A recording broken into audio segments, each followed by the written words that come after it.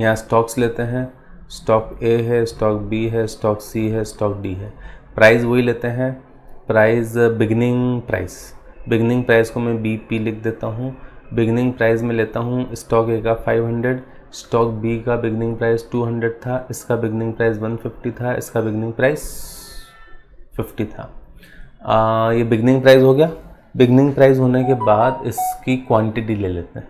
अब क्वांटिटी तो कुछ भी ले सकते हैं क्योंकि मार्केट वैल्यू वेट है, तो कुछ भी क्वांटिटी ले सकते हैं। तो क्वांटिटी इसकी 2000 ले लेते हैं, इसकी क्वांटिटी 5000 ले लेते हैं, इसकी क्वांटिटी 6000 ले लेते हैं और इसकी क्वांटिटी 4000 ले लेते हैं। 4 नहीं लेते हैं, 5 और 6 7000 ले लेते हैं, तो ये 20000 हो जाएगा। ठीक है, तो ये क्वांटिटी हमने ले ली। फिर क्वांटिटी लेने के बाद हम इसका क्या करते हैं, इसका एंडिंग प्राइस लेते हैं EP। तो एंडिंग प्राइस में हम एंडिंग प्राइस वही लेते हैं 550, 180, 150 का 250 हो गया था और 50 का ये 100 हो गया था। हम जो डिविडेंड बांटा है पर शेयर वो ले लेते हैं डिविडेंड। तो डिविडेंड कितना हमने लिया था वही डेटा लेंगे जो हमने पहले लिया था, 1.5 लिया था, 0.75 लिया था, 0.50 लिया था, 0.25 लिया था, ये डिविडेंड है। ठीक है, टोटल डिविडेंड भी अगर आप चाहो तो यहाँ पे निकाल सकते हो, एक कॉलम टोटल डिविडेंड का बना सकते हो। टोटल डिविडेंड, तो टोटल डिविडेंड 1.5 इंटू 2000 शेयर है, क्योंकि यहाँ पे शेयर की क्वांटिटी चेंज हो रही है। तो 1.5 इंटू 2000 शेयर हैं तो 3000 रुपीज़ का टोटल डिविडेंड स्टॉक ए से मिला। 0.75 इंटू 5000 है, 0.75 इंटू 5000 शेयर, तो 3750 का यहाँ से मिला है। 0.50 इंटू 6000 है, तो 3000 का यहाँ से डिविडेंड मिला। और 0.25 इंटू 7000 है, तो 1750 का यहाँ से मिला। ठीक है, do you guys have any known person who is CFA 1 clearance or CFA 2 clear looking for job? So there are certain job opportunities for level 1 and level 2 cleared candidates. तो अगर आपके पास आपको if you know anyone who wants to work and has cleared level 1 or level 2 तो बताना। चलो, Anshika appeared for an interview today, round 1. She cleared that round. Now she has her round 2 on Monday, and most probably she'll clear that round as well. तो ये total dividend हो गया। ठीक है, आगे बढ़ते हैं। अब एंडिंग प्राइस भी आ गया, क्वांटिटी भी आ गया, बस अब हमको वेट निकालना है। Which company? Velorum advisors company है, मुंबई बेस्ड।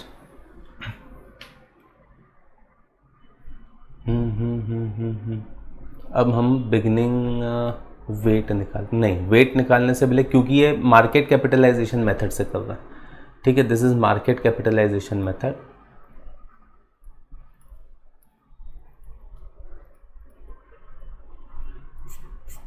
तो क्योंकि ये मार्केट कैपिटलाइजेशन मेथड से हो रहा है तो आपको क्या करना पड़ेगा, आपको सबसे पहले इसका मार्केट कैपिटलाइजेशन सबका निकालना पड़ेगा।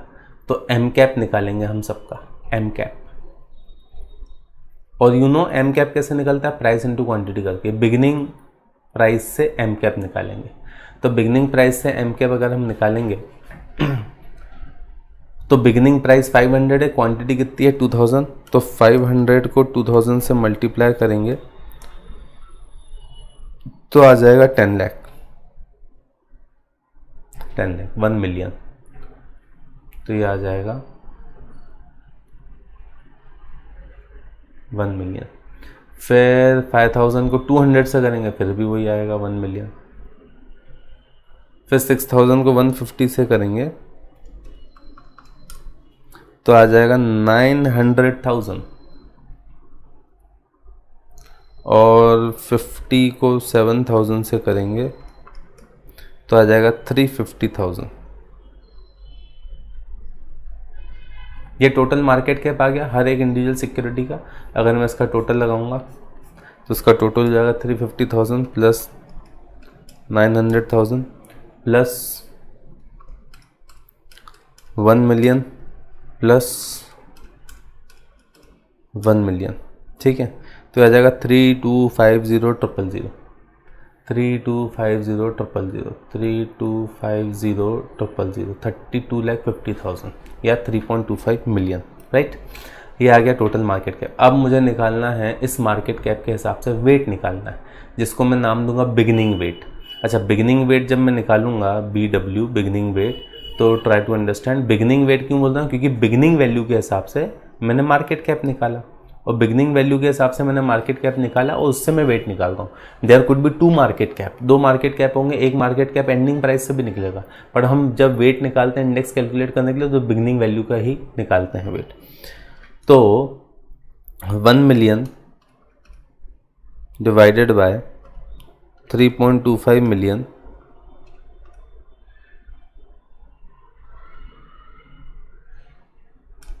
आया 0.3076। इस बार वो गलती नहीं करेंगे, राउंड ऑफ कुछ भी नहीं करेंगे, 0.3076। फिर ये भी वही हो जाएगा 0.3076, ठीक है। फिर हो जाएगा 9 मिलियन डिवाइडेड बाय 325 0.2769, और लास्ट में आएगा 350,000 डिवाइडेड बाय 325 0000 0.1076, 0.1076 इसका टोटल लगाएंगे।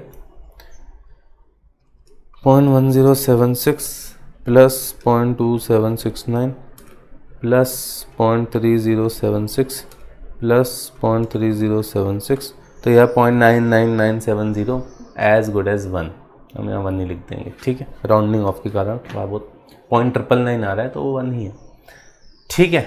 अब प्राइस रिटर्न तो निकालें।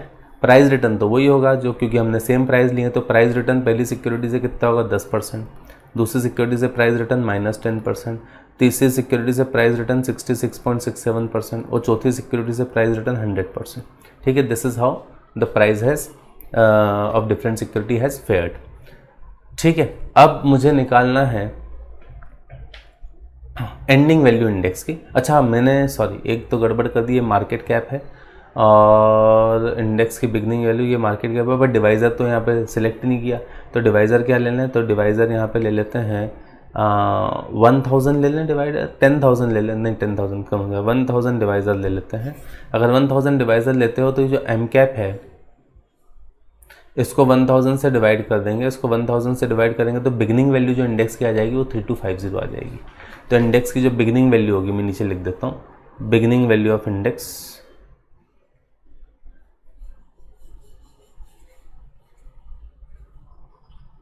वो कितनी हो जाएगी, बिगिनिंग वैल्यू ऑफ इंडेक्स हो जाएगी 3250।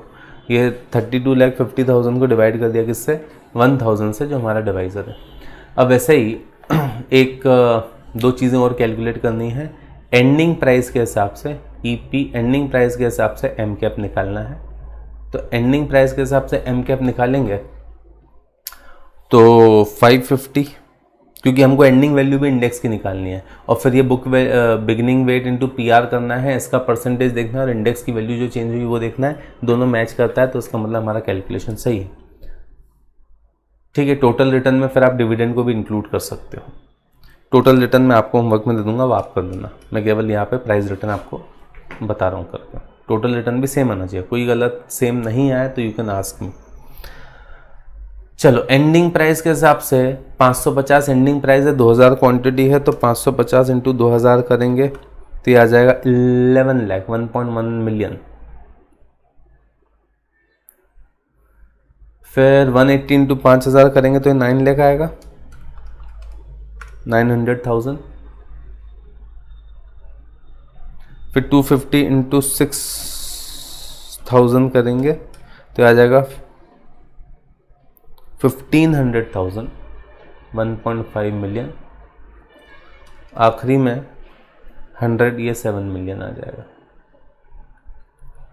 7 लाख आ जाएगा, 700,000 सॉरी, ठीक है। इसका टोटल लगाएंगे, इसका टोटल लगाएंगे तो ये आ जाएगा 700,000 प्लस 1500,000 प्लस 900,000 प्लस 1100,000 तो आ जाएगा 4200,000।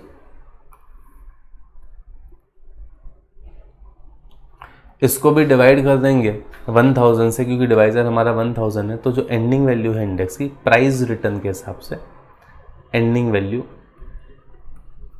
Of index on the basis of price return है ना, ये PR लिख देता हूँ मैं ऊपर प्राइस रिटर्न के हिसाब से। तो इंडेक्स की जो एंडिंग वैल्यू हो जाएगी वो जाएगी 4200। ठीक है, this is the ending value of the index. अब कितने से बढ़ गया इंडेक्स? अगर वो 4200 हो गया, पहले वो कितना था? पहले वो था 3250, तो वो -1 करेंगे तो 29.23% से बढ़ गया। It's an increment of 29.23%। ठीक है, तो 29.23% का अगर इंक्रीमेंट है तो let's see whether we have a return of 29.23%। कैसे कैलकुलेट करेंगे वो? यहाँ पे कॉलम बनाते हैं price return into beginning weight. तो बिगनिंग वेट ये रहा है, प्राइस रिटर्न ये रहा है, तो 0.3076 ये इन दोनों को मल्टीप्लाई करना है हमको, इसको और इसको मल्टीप्लाई करना है। तो 0.3076 इंटू 10 करेंगे तो 3.076 हो जाएगा, 3.076। फिर ये हो जाएगा -3.076, क्योंकि -10% इंटू 0.3076 करेंगे। फिर 66.67 को मल्टीप्लाई करेंगे 0.2769 से, तो आ जाएगा 18.46, और लास्ट में 0.1076 को मल्टीप्लाई करेंगे 100 से, तो आ जाएगा 10.76। इसका टोटल लगाएंगे तो ये ऊपर वाले दो तो कैंसिल आउट हो जाएंगे, तो 18.46 प्लस 10.76 और ज़्यादा 29.22, 29.22। तो वेटेड एवरेज जब हमने निकाला प्राइस रिटर्न का तो 29.22 आया, और देखो इंडेक्स की वैल्यू 29.22% से बढ़ गई। ठीक है, did you notice one thing? हमने सेम प्राइस लिया, हमने सेम नंबर ऑफ सिक्योरिटीज ली, 4 ABCD, same beginning price 500, 200, 150, 50, same ending price 550, 180, 250, 100। But अगर हम रिटर्न निकाल रहे हैं तो अलग निकल रहा है। अगर हम प्राइस वेटेड से निकाल रहे हैं तो index is earning a return of 20%। अगर हम इक्वल वेटेड से निकाल रहे हैं तो index is earning, price return की बात कर रहे हैं अभी, टोटल रिटर्न पे तो चले ही नहीं है, सिर्फ प्राइस रिटर्न को कंपेयर कर रहे हैं, तो index is earning a return of 41.67%। और अगर हम मार्केट कैप मेथड से निकाल रहे हैं तो index is earning a return of 29.23%। Why there is difference return जब प्राइस सेम चेंज हो रहा है? बिकॉज वेट का इम्पैक्ट है ना, वेट का असर है यहाँ पे। ठीक है, तो सबसे ज़्यादा रिटर्न कब आ रहा है? देखो यहाँ पे सबसे ज़्यादा इंक्रीज कौन सी सिक्योरिटी हो रही है? चारों में सबसे ज़्यादा इंक्रीज हो रही है security D. Security D is giving a price return of 100%। 100% का प्राइस रिटर्न है सिक्योरिटी डी का, लेकिन इस वाली मेथड में सिक्योरिटी डी का जो वेट है वो केवल 10% ही है 0.1076 इंडेक्स में। पहले वाले मेथड में तो उसका वेट और कम है, 0.055% ही है। और सबसे ज़्यादा वेट अगर उसका किसी मेथड में है तो इक्वल वेटेड में है, क्योंकि इक्वल वेटेड में सबका वेट बराबर होता है, तो सबका वेट बराबर होता है तो सबका वेट 25-20 4 सिक्योरिटी सबका वेट 25%। यहाँ लिखा नहीं है वेट, ये वेट लिखा हुआ है ना, सबका वेट 25%, कहीं तो लिखा होगा, नहीं लिखा है क्या? सबका वेट 25% है, इसलिए हमने लिखा नहीं कहीं, तो 25% है। तो 100% इंक्रीमेंट वो दे रही है और उसका वेट बढ़ा दिया, 25% कर दिया, तो ओवरऑल इंडेक्स का रिटर्न बढ़ेगा ना, तो बढ़ रहा है। इक्वल वेटेड में सबसे ज़्यादा रिटर्न आ रहा है, राइट।